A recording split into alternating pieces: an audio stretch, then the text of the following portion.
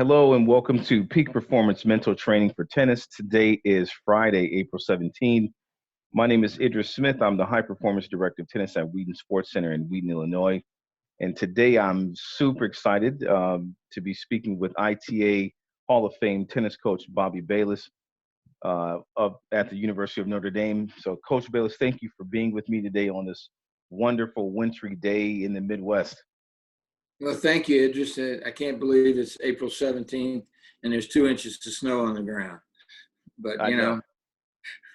This is what we're dealing with, huh? Yeah. It's probably a good day to have to be mentally tough. Absolutely. Absolutely. Well, Coach Bayliss, I'm super excited. I mean, I've got some questions for you and, especially in the situation that we're in, but I wanted to sort of give our viewers a little bit about your background, and then please feel free to just, take it away and let us know about who you are. But I'm going to tell these guys a little bit about what you've accomplished at the University of Notre Dame. Coach Bayliss has over 44 years, had built a reputation as one of the top collegiate tennis coaches in the country. Few others turned out so many exceptional players, had such a great team success, and earned as many honors as Bayliss, who served as head coach of the Fighting Irish for over 26 seasons. Coach Bayliss finished his career fifth on the all-time career win list for Division I men's tennis with a record of 765 to 339 to 1. During his tenure with the Irish, Bayliss saw several milestone wins posted on his historic ledger. With just his ninth victory as head of the Irish, the new Notre Dame skipper recorded his 300th career win, posting a 9-0 shutout of Marquette on March 4th, 1988. After that, Coach Bayliss posted his 400th win against Indiana in a 6-1 win on March 3rd in 93, 500th against Duke 4-3 in 98. Coach Bayliss, your victories and your accomplishments at the University of Notre Dame are absolutely incredible. So I guess maybe my first question for you was, what was it like coaching at the University of Notre Dame? I think the biggest thing, Idris, is, I don't think I changed that much. I was the same way at the Naval Academy and at MIT and at Notre Dame. The opponents were different. We're in different parts of the country, and certainly at Notre Dame, I got a chance to coach against the best teams in the country a lot, and that was great. But to me, particularly in terms of the on-court coaching, I broke in at a great time. My first year at Navy was 1970, and the next year was the first year ever that they allowed on-court coaching in college tennis. Before that, it was a different world. I mean, the coaches wore coats and ties, and there were no chairs on the court for players at changeovers, and same thing at Forest Hills and Wimbledon in those days, because the TV wasn't as big of an influence. TV is what brought the chairs on the court so they could take breaks. But there was no coaching allowed, and you'd occasionally see a coach sliding up to the fence, maybe whispering something to the player, but you weren't supposed to do that. And then everybody went through the stage of, well, what do I do? What do I say? How much do I say? How much can they handle? Do I let them have it? Do I just sweet talk all the time? What's the way to do it? And I've just done it by successes and failures. In other words, if something worked, I remembered it. And if it didn't work, I kind of filed that away so that I wouldn't go back to it. Try to be positive almost all the time. There is a time to kick somebody and make them mad at themselves or mad at me. But I found out that there were two things that you could depend on, and you and I discussed this before: anger and humor. Because if a player is playing well and he knows what's going on in the match, his game plan is good, and he's playing at an optimum level, it really comes down to how good he is versus the opponent.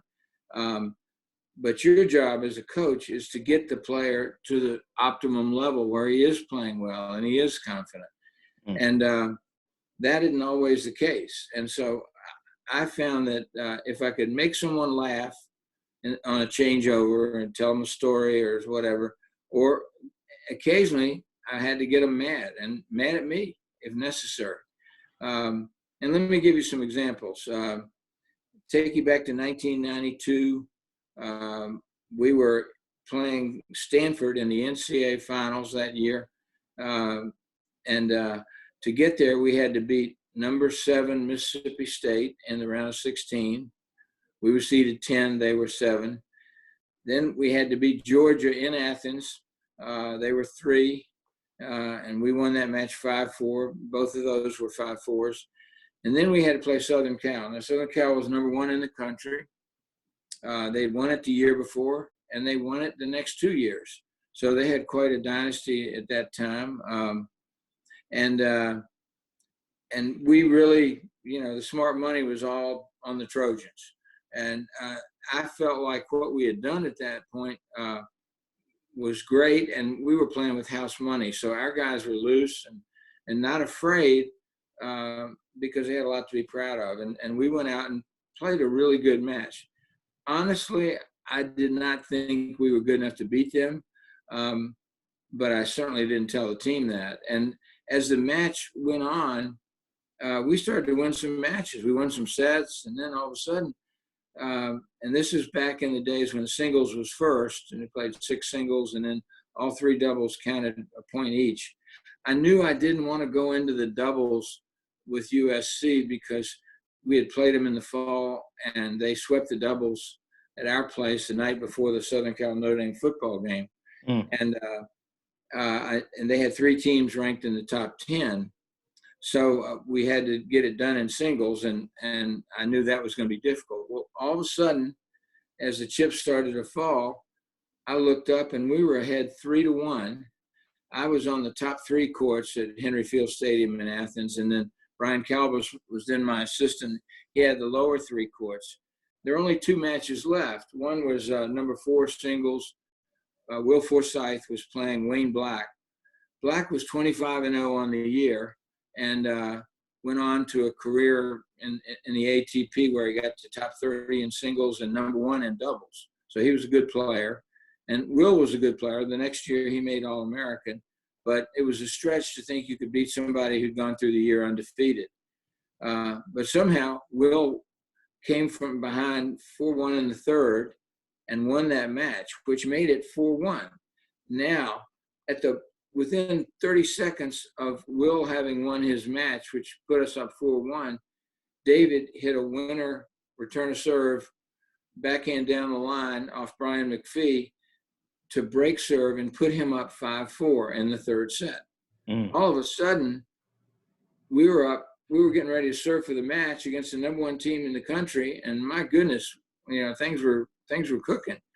And David played with a lot of emotion, and when he hit the shot, he pumped his fist and yelled, "Come on!" And I thought that was great. And then I saw him as he walked toward me on the bench. He looked up at the scoreboard and realized that Will had won.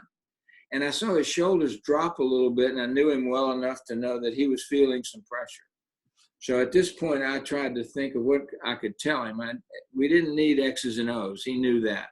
And I didn't need to tell him how to hit the ball. He knew that. So I had to get him into a positive frame of mind. Well, he sat down next to me, and I just had an idea. And I took the hotel key. In those days, those hotel keys were big metal keys.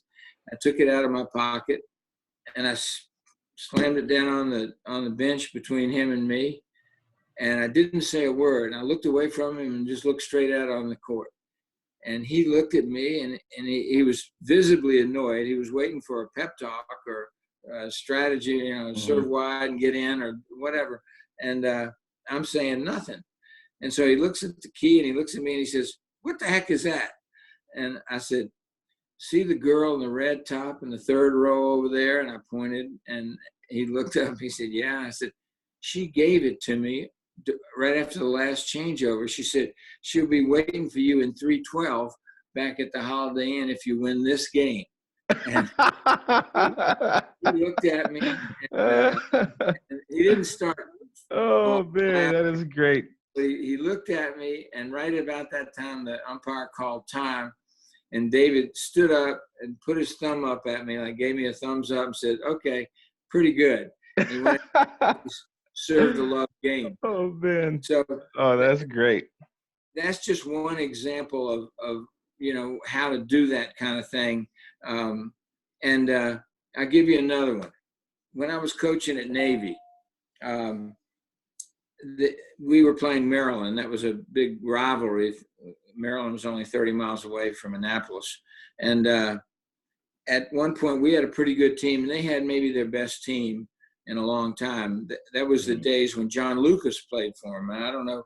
Oh, yeah, right.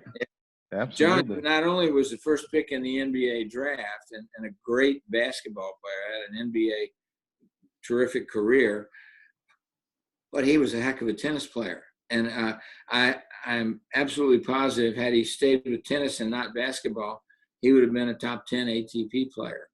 He was an All-American. Yeah, he won the ACC singles, and he's playing tennis 2 or 3 months a year. He's a 6'4" lefty with a humongous serve and a big forehand, really athletic. His backhand wasn't as good as his forehand, but he didn't get to practice it very much because he was always bouncing a basketball. I really think he could have been great. Anyway, we had a very good number one, Mark G., one of the better players I ever had at Navy, and he was a lefty also. And so we figured there'd be a lot of good tennis played, but Mark was an underdog. Well, our match got close, and then their match got close, and all of a sudden, it was late in the third. It was 4-all in the third, and Mark got broken, and I could tell he sort of had hit the wall and didn't really respond as well as he had been the whole match. He kind of mentally needed a boost at that point. He came over to me, and I was trying to think, again, I thought I'd call on humor. And so I was down on one knee, looking him right in the eye, about a foot away from him. Excuse me. And the crowd was, the bleachers and the seats were behind him, and they were looking at me. They couldn't hear what I was saying, but because it wasn't that close to him, but they could see. And so I looked at Mark, and I said, "Mark, I want you to look at me and nod your head up and down." And he gave me this funny look, like, "What are you doing?" So he nodded his head up and down. I said, "Now do it again." So he nodded his head up again. I said, "Now trust me on this. Now I want you to take your right hand and make a fist and pop it into your left palm, like, oh boy, I really got something now, And so he did that. And then I looked at him, and about that time, the umpire called time. And I said, "Mark, you're in a heap of trouble. You're playing an All-American. He's got a humongous serve. You're down 5-4 in the third. And I don't know what to tell you. But these people watching me talk to you, they think I gave you some really good advice. Now go out there." And he got up and he grinned and started laughing. He came back and he broke serve. Unfortunately, it doesn't have a happy ending. We lost in a tiebreaker. But again, those are not things I planned ahead of time. I was just trying. Sometimes I might make a comment about his girlfriend or whatever he was majoring in, anything I could to get him to laugh. Now, once in a while, though, the laughter wasn't going to get it done. And when they got really scared, that was usually when you had to try to make somebody mad. And then put yourself in the middle of a tight match, and you hit a great shot, passing shot, and the guy looks at it, and you can see it. It's an inch inside the line. He calls it out. What do you do? What do you think? You're getting pretty mad. Right. Now, if you had been choking at that point and really your level had dropped and you just couldn't get it going, we've all been there, but somebody hooked you on a big point, you get pretty mad. And think about it, you stop choking. You're only thinking about, I'm getting even with this guy. I'm going to win the next 4 points in a row. I'm going to hit an ace. I'm going to be aggressive. And it gets you back pretty quickly. Now, the problem is when you insult someone or do something to make them mad, you got to hope there's enough of a relationship there that when you explain later what you did and why you did it, that they'll speak to you for the rest of their life. A good example of this is we're playing Illinois back when they had one of their better teams. Craig Tiley had won the NCAAs the year before, had a strong squad. And I stuck a guy in who was a junior and had worked really hard. He was a tough little competitor, not a big imposing player or anything like that, but a guy that got the most out of what he had, and he competed really well. Well, this was his first big match, and he froze. And he lost the first set 6-0 in about 15 minutes. And I knew that I didn't have time to explain the facts of life to him and tell him what causes people to choke and what have you. I had to get him mad. So I walked over and I said, Eric, when I recruited you, I thought you were a tough little guy. I was half right. You're a little guy. And I turned and walked away. Now, I felt terrible doing that because he might just want to go over in the corner and cry, but I was counting on what I knew he had inside of him. And he came back and he won the next 2 sets in under an hour. And he finished the match and grabbed the balls and came running toward me with the balls. And I could see he was still very upset with me. And he got to me and he looked at me and he said, wait a minute, you did that on purpose, didn't you? And I looked at him and I said, Eric, I did. And I hope you forgive me for what I said, but I had to get you thinking the right way. And he said, I thought he was either going to hit me or thank me. And he thought about it for a minute and he said, well, I'm glad you did. And so we remained friends, but there had to be enough of a relationship to allow me to do that to begin. Now, I'll give you one where it didn't work out so well. When I was coaching at Navy, one of the better teams we played then was Princeton, when David Benjamin was coaching and had his best teams. And at number 6 singles, I had a really good freshman, Buddy Robinson, who was playing John Hayes, who was very good, played the ATP Tour a little bit. Yep. Buddy was good enough to stay with him, but he was really missing a lot of first serves, and Hayes was all over his second serve. So I went over to Buddy and told him he had to make more first serves. Now, if I were coaching you, I would think you'd pick up on that and think, okay, that means spin the ball more. I won't hit it as hard, but I'll get a higher percentage in. And that's what I was trying to do. However, my words were make more first serves. And so he was hearing me say, your first serve isn't going in enough. Make sure it goes in. And I was saying, put some spin on the ball, slow it down, but he didn't hear that. And I probably reminded him 3 or 4 times. And finally I got exasperated and I said, Buddy, you got to make more first serves. And he looked at me, and he's this big 6'2", strong looking guy. And his voice choked up, and he looked at me, Coach, I'm trying, like that. And I realized I lost that match for him because I hadn't given him the advice he needed. I thought I'd told him what to do, but he was hearing literally what I was saying and not what I was trying to say. So I've made a lot of mistakes along the way in telling people the wrong thing. And the trial and error process serves me well because I look back and I now kind of have a feel for, well, I don't want to say this quite yet. It could really not work very well. But those are just some examples of things in a match that you can say to a player and help them. It's not all X's and O's. Now, usually it is. Usually it's, geez, you got to, he's running around in your second serve doing this. You got to go to the tee more. You need to get in on him. He's too comfortable in the backcourt. You need to hit the ball a little deeper. He's creating angles off your short balls, that kind of stuff.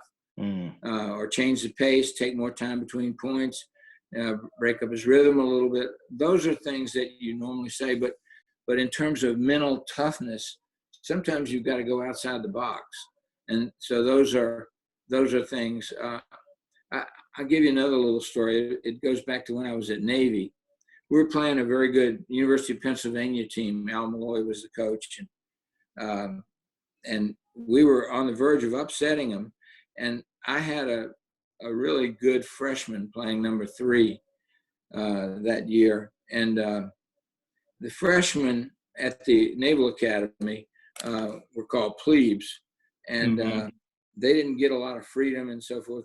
But he had been a quarterfinalist at Kalamazoo, so he was a good junior player, and we'd gone the whole season, and he hadn't really shown me any sense of getting scared or not knowing what to do in a match. And I knew his junior background was strong. And all of a sudden, he was waving his arms at me, and he had won the first set and was up a break in the second.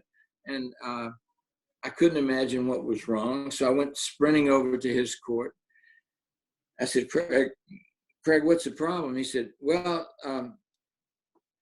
I'm serving for the match. It's 5-4 in the second. I won the first. What do I do? And what I realized is he had just entered the twilight zone of non-mental toughness. And so I was trying to think of what to tell him. And at that point, the umpire called time. And so I thought of, what can I tell him? I'm going to tell him something so basic. He might laugh at it, but I got to give him, like Dumbo the elephant, I got to give him that feather that he can hold, something he can hold on to. And so I said, Craig, here's what you need to do. Make a high percentage of first serves. And then once the ball's in play, keep your ground strokes cross court and only go down the line when you get short balls.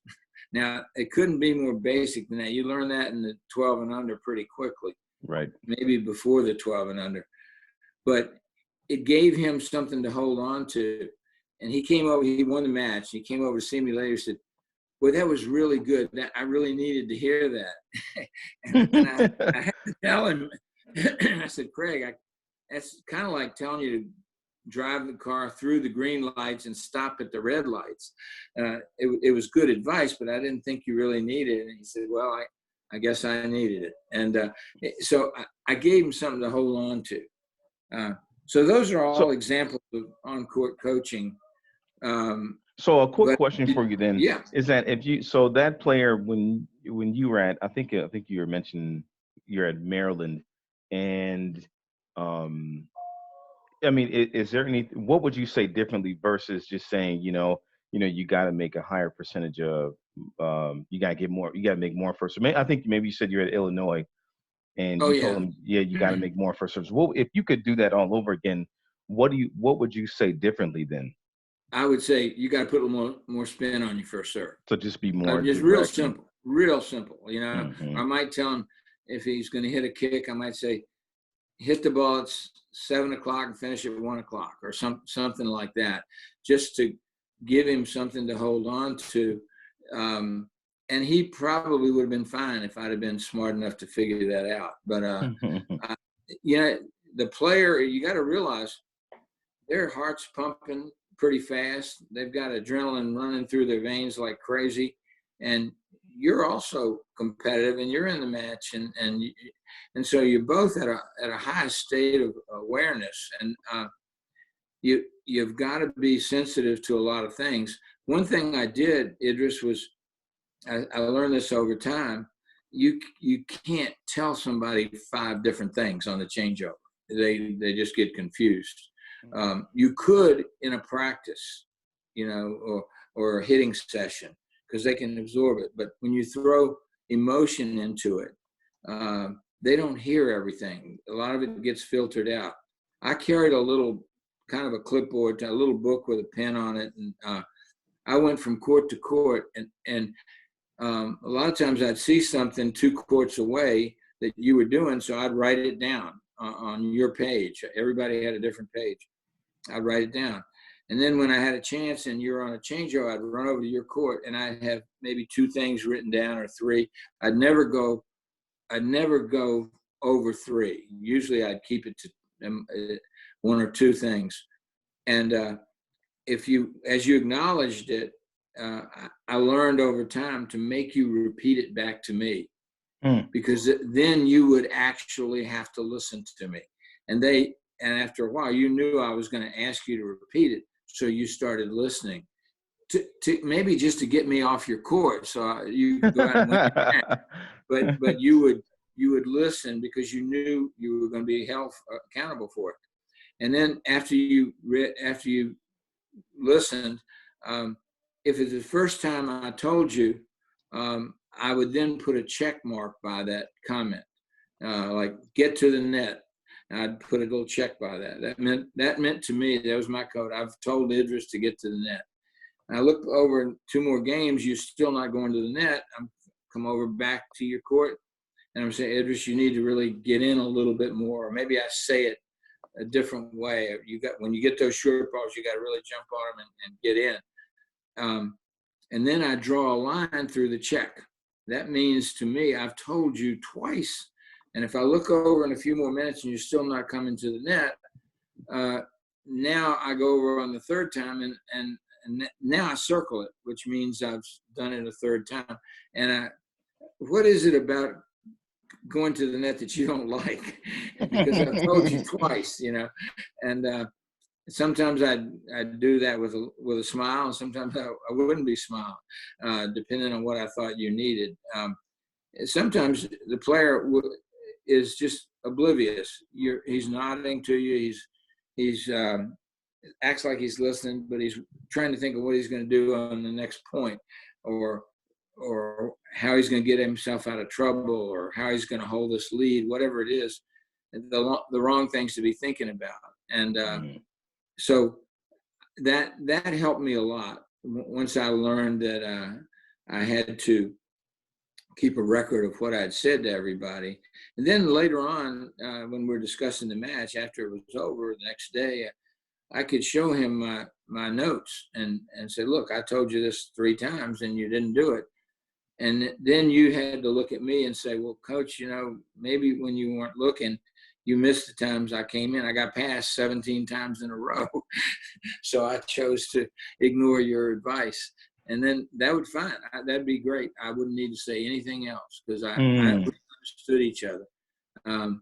But, that was helpful to me. And really understanding that the people, when they're really in the match, your heart's pumping and everything, they're not in the classroom taking notes. So you had to do that.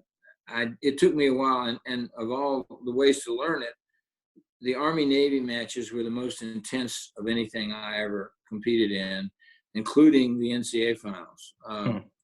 Because it meant in that world, in that little world, it meant so much to those players that their whole season, the way the monograms and letters, that if you won a letter, you could win a letter if you played in the Army-Navy match and won, and the team won. And that's the only match you played in the whole year, you'd get a letter. It was that important. In the team bios, whenever you looked up on any of the literature, they'd have your overall record and then your Army-Navy record. Wow. So, and I was fortunate.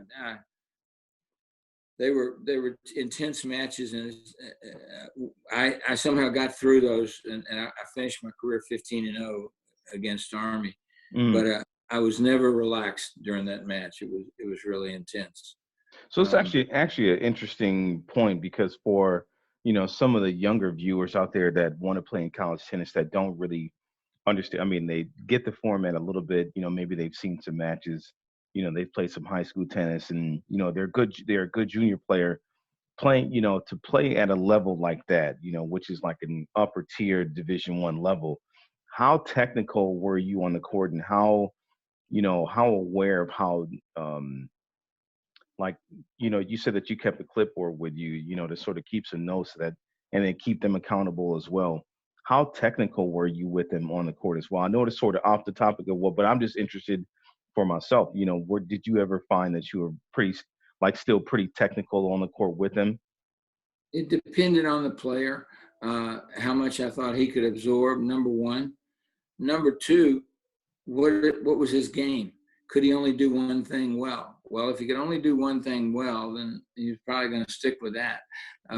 So it really, if you ask my 6 players right after a dual match, what was he like? Was he more emotional? Was he more technical? You'd probably get 6 different answers, because my job is to help the player to win the match. And it might be a pep talk that's needed. It might be a technical piece of advice.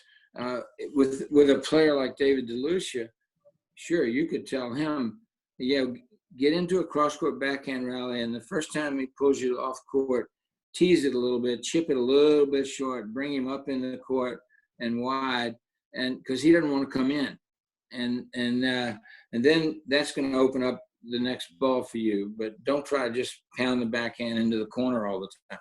He could do all those things. He understood it, and he liked that. He could respond to it.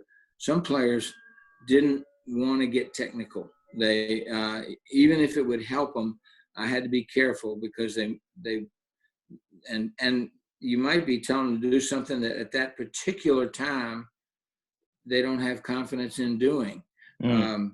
One thing I used to tell people was, if you're going to miss long, because it seemed like most of the errors on big, tight points were in the net, particularly passing shots. And so if you're going to miss long. The same thing with serving. In one thing about the Naval Academy that was great, we had a number of managers on the team, and I had 6 managers for each dual match, and I had a chart, and they would chart the match, every point, how the point ended. If it ended on an error, they had to put down whether it was in the net, wide, or long. And on serves, I found that over 2/3 of the serves missed over the course of the season were in the net. And the others were probably equal between long and wide. And I'm dumb, but I'm not stupid. And so I finally figured out, okay, if we miss, we're going to miss long. And that's one thing that I learned that way. So I don't know if I answered your question, but with some players, I felt like you could really get technical, right, and do this and make him think you're going to do this. And then you want to, and particularly in doubles, you can get into a lot of things in doubles that, in doubles, you've got the other problem in terms of mental toughness. One player, you've got 2 players, and they've got to be in sync. If one of them's missing a lot, you got to make sure that the other guy doesn't get on him. And one thing I used to do is as they'd come over to the bench, I'd go to the first guy if they're getting ready to serve for the match or something like that. The first guy, the nearest guy to me, and I'd real quickly whisper in his ear, "Hey, I'm glad you're the one that's serving for the match. This is because I'm trying to give him some confidence." right. And then when he gets up to go, I wait for the other guy, and I say, "Hey, make sure you make something happen, because John really needs your help here. I'm glad you're up at the net this time."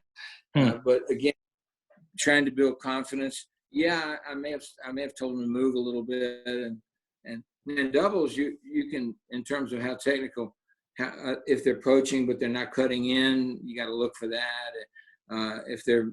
If they're moving on particular balls and they're getting burned, which one should they go on? Those kind of things. But that's more X's and O's stuff than it is mental toughness. Got it. So a question. So I want to ask you a couple questions.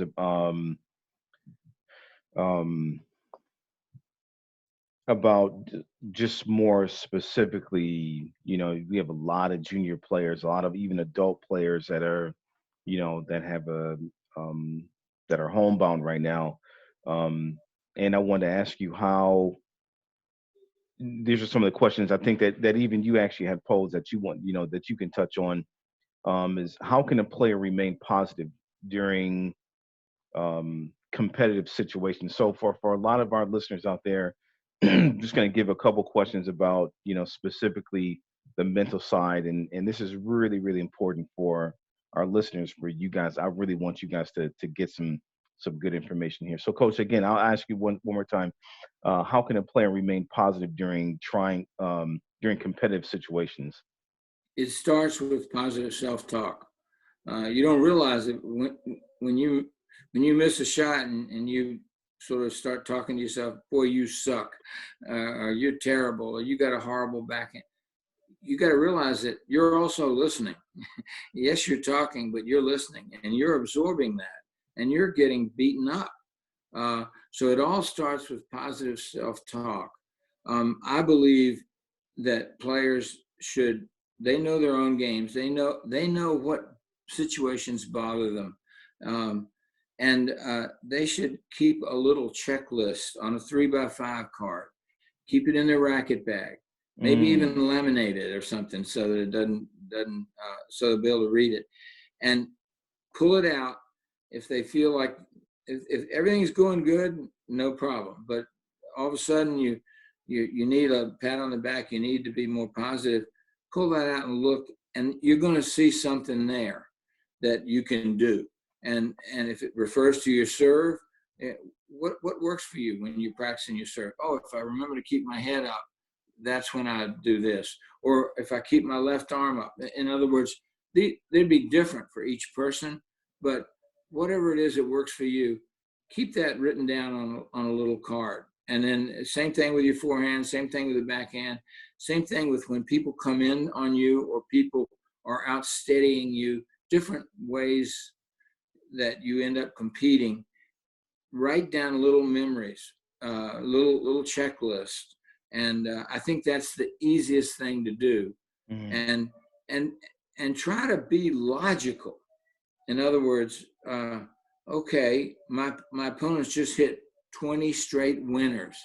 Am I playing Pete Sampras, or am I doing something wrong that's causing him to hit winners? Now, what would I be doing that would make him hit winners? I'd probably be hitting short. So you'd have your little checklist. Is the opponent hitting winners? Hit the ball higher over the net. Get a little more depth on your shots. Keep the ball in the middle of the court. Any of those things that work for that particular problem. If you're getting past your problem, what would be the reason?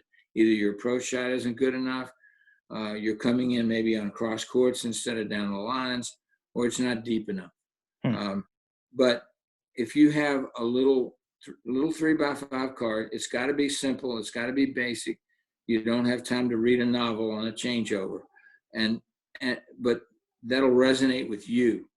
And what I used to do was try to remember matches that I had played when I was down and it looked like I was going to lose, and somehow I found a way to come back.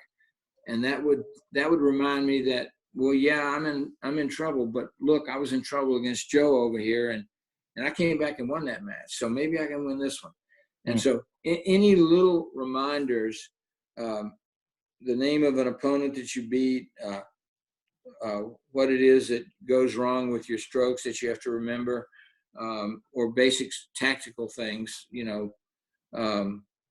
and it's amazing how simple and basic some of the advice needs to be because when you start choking, you're grabbing for anything. You're like a person that's jumped in the water trying to grab a piece of wood to float on or something, and you need something to hold on to. And so that would be, I think every player could use this downtime. Think about matches they've played recently or not too far in the past, because they're particularly juniors. They grow a lot, and what they do changes as they add to their games. But matches that you've played, what worked, what didn't work, why did you switch to that? What can you do? Or things you can say to yourself. This finally worked, and some people actually do well with the negative. Jimmy Connors hated to lose more than he liked to win, and so he beat himself up all the time. He was hitting his leg and telling himself, that he wasn't very good, and he responded to that maybe. But other people, I think most people need to be in a positive frame of mind, and I'm sure he did too, and he knew that. But that it's different for everybody, and so there's no, I can't answer the question with these are the 3 things you should do. Right. But number 1, remember your self-talk. It's got to be positive. Number 2, make sure you know what's happening. And why am I losing this match? Well, he's winning more points. No, I mean more than that. Is he hitting winners? Are you missing? Are you not playing, aggressively enough? Are you not coming to the net? Are you coming in too often? Some people are way better if you give them a target, and others are way better when you don't. So I think that all of that could be on a little 3x5 card, and you continue to add to that card, throughout your junior career and so forth. Interesting. That's all. I like that. You and I have known each other for a long time, maybe Longer than we want to admit. Huh?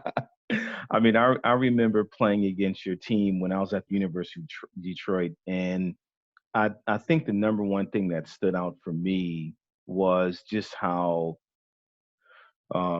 professional that you wanted your guys to be. I mean, I remember they were walking around in V-neck sweater vests and collared shirts, and shorts were just crisp. How, this is sort of off that, well, maybe not too far off the topic, but, I was reading, one of the things that you used to make your players do is that when you guys traveled to matches, you used to want them to be in suit and tie. How important was that for you to make sure that they held that standard? It was. When we traveled most of my career through an airport, we were going to wear a coat and tie, and they hated it. And as my career went on, I found out towards the end of my career, I actually had some guys that needed someone to tie the tie for them. And I just didn't realize the world had changed that much, but it has. And I wanted them to feel special, and that they represented the university, and they had to handle themselves well and look good, and they were setting an example for others. And the same thing with our match, the clothes. I tried to make sure we had nice looking clothes, and that they kept good, took good care of their clothes, and that we looked professional and looked good. Part of that's an image that you want to, you're always looking for that little edge, and it's a lot harder to beat somebody that looks like he's ready to beat you than some guy that looks like he just woke up and rolled out of bed. So, and it spilled over into recruiting. I think parents like that kind of thing, and Right. Kids didn't. But I tried to get through to our kids that they were special, and that they needed to do this, and it wasn't because I was at Notre Dame. It was wherever I was. That was the same thing. Of course, the kids at the Naval Academy, they had to wear their tie with their service dress blue when they traveled anyway, so I didn't have to worry about that. And at MIT, we didn't fly a lot. There were plenty of good teams in the New England area for us to play. And so we pretty much just got in a van and drove to somewhere. So we just wore our match clothes. Got it. So, one of the things as well that you have accomplished is that you have written a book. And so tell us a little bit about your book. Okay. I majored in English in college, and I got a master's degree afterwards in English literature. And every now and then someone would say, you ought to write a book. And I thought about it, and a couple of times I gave it some serious consideration, and I came to the conclusion that I didn't have anything to contribute to the state of scholarship at that point in my career. I hadn't achieved enough, or I didn't know enough to actually write a book that would mean something. In other words, I didn't want to just write it to say I'd written it. And a man in Annapolis was a friend of mine. He was the president of the Chamber of Commerce, and a big tennis fan. And he was the one that came in and told me once, you've got to you've got to write a book. And I said, why would I write a book if I don't have anything to contribute? And he said, because people will think you're smart. They'll say, he wrote a book, he's smart. Anyway, as my career started to wind down, I gave some thought to it, and I began to think, well, how would I go about that? What would it be about? And I came up with the idea that I would take the reader through my last year in college coaching, and give him an entry into my mind, let him know what I'm thinking during matches, whether I'm excited about this match, afraid, overconfident, whatever. How I feel about my team, or are they performing the way I want? Which players are doing the things the right way and which ones aren't, and let you know what I'm thinking and feeling. And so I take you through one entire year. It starts at the NCAA tournament in Athens, Georgia in 2012. And the reason I started it there was that so many great matches were played in Athens, which is really the mecca for college tennis, that it gave me a segue into some stories. And then the other part of it, I'm taking you through the year, but I wanted to be able to tell you some neat things, some inspirational things, some funny things. So I went back and I got all of my scorebooks, 44 scorebooks from 44 years. And I went through every single match, because I would take little notes on each page. There was a blank page next to it. And I would write down what this guy did, or, part of it was for scouting information, but sometimes it was something about the match. And I went through every one of those. It took me several days. And sure enough, I could remember just about every match I'd ever been involved in. Wow. There were a few that I didn't recall, that were insignificant, usually easy wins. I certainly always remembered the losses. But I went through each match, and if something was notable, if there was a story that was begging to be told, I wrote it down. Idris Smith missed a backhand on such and such, and when it was all said and done, I had 300 stories. Well, 300 stories, I didn't want to write an encyclopedia. I just wanted to write a book. And so I had to then go through them, and I picked out the best or most interesting 50 stories. And I tried to weave as many of them into the narrative as I went through the year. For example, we're going to play Illinois tomorrow. Boy, that reminds me of that match we played in 2002, where they were number one in the country, and we upset them there. And it had a really funny twist to it, and I remember that story. So I would tell that story. I would take the reader back into time. Here we were, and here's what happened, and here's what I said, and here's what this guy did.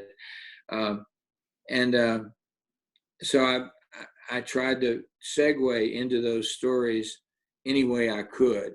And it wasn't chronological or alphabetical or anything. It was just looking for a way to be able to tell this story. So then I started writing it, and I wrote it after the year was over.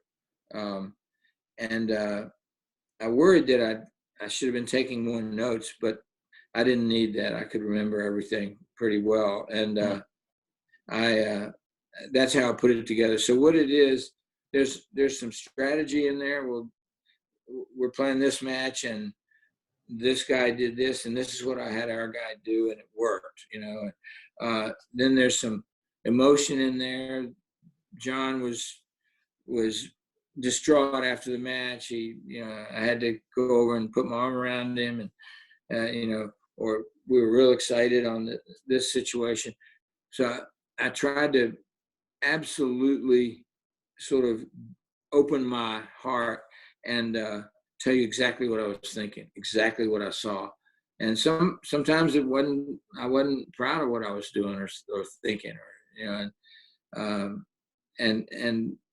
so it's everything as I saw it through that year, and it ends with the next year's NCAAs when I was inducted into the ITA Hall of Fame, and I have a little section on that.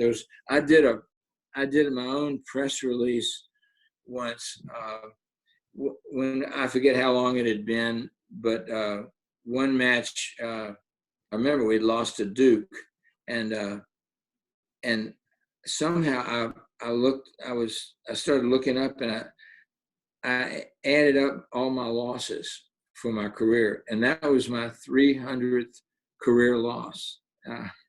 And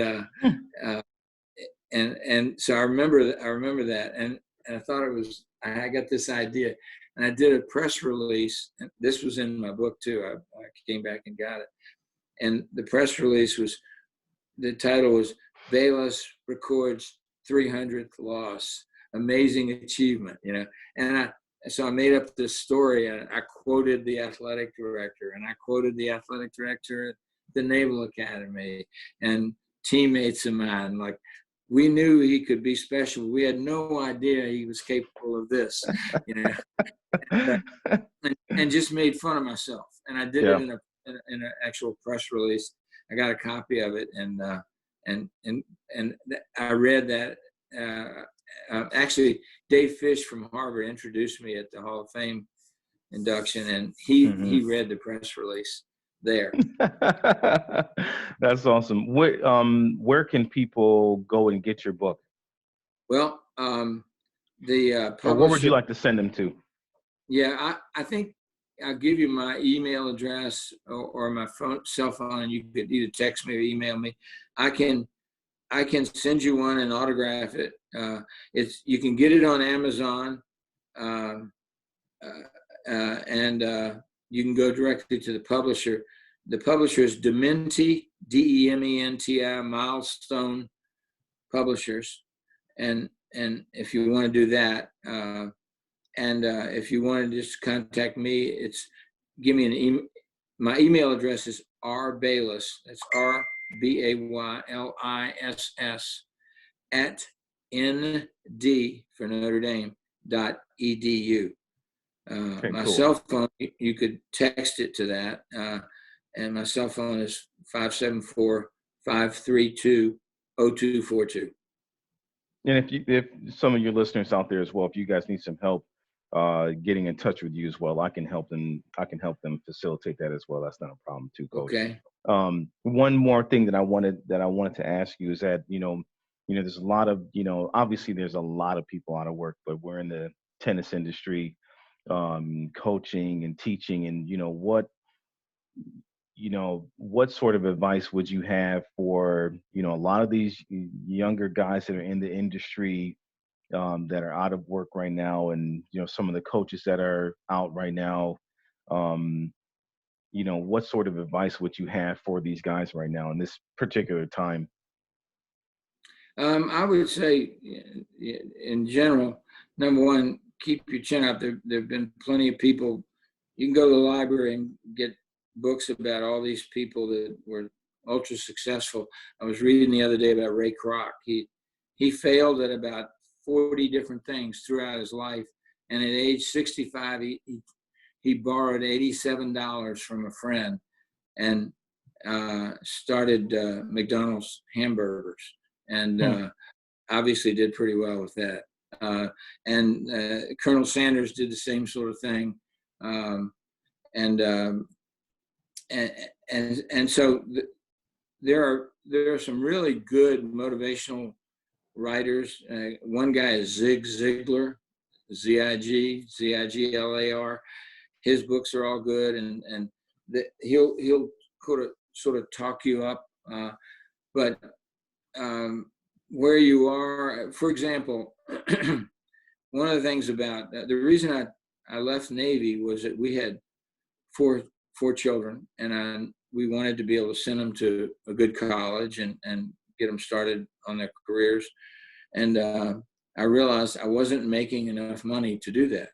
And so I was able to work out a deal. I knew the athletic director at MIT, and I became the pro at the Wellesley Country Club and the coach at MIT. Both places allowed me to do the other job. I had two full-time jobs at the same time. Mm. But I remember when I left Navy, I was leaving Division I, and I thought that was bad and the end of the world and so forth. Well, not for two things. Number one, I found that Division III was the same thing. Coaching is coaching, tennis is tennis, and that I enjoyed it just as much. And then the second thing is I ended up at Notre Dame, and why would you? I still remember when the athletic director at Notre Dame,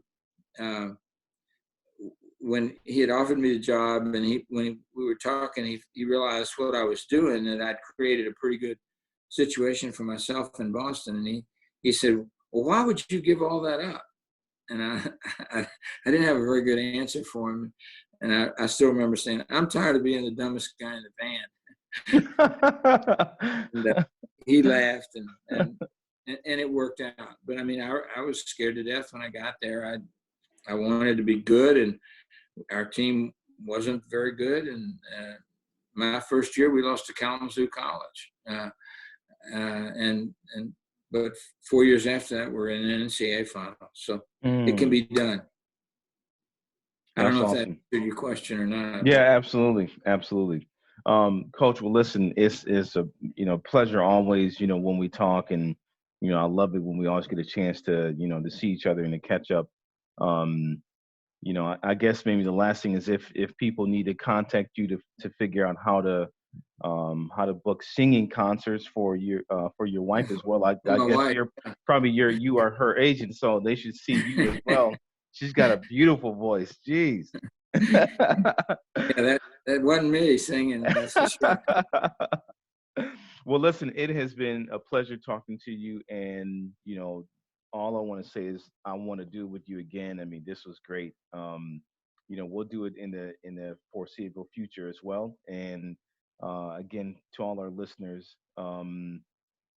if you want to get a copy of Coach Bayliss's book and have it autographed, and maybe even put a picture of me in there as well, you can. That's right. You can contact me. You can contact Coach Bayliss, at it, through his email address as well. Thank you guys for listening, and we hope that you come back soon and share some time with us again. Thanks, guys. Thanks, Idris.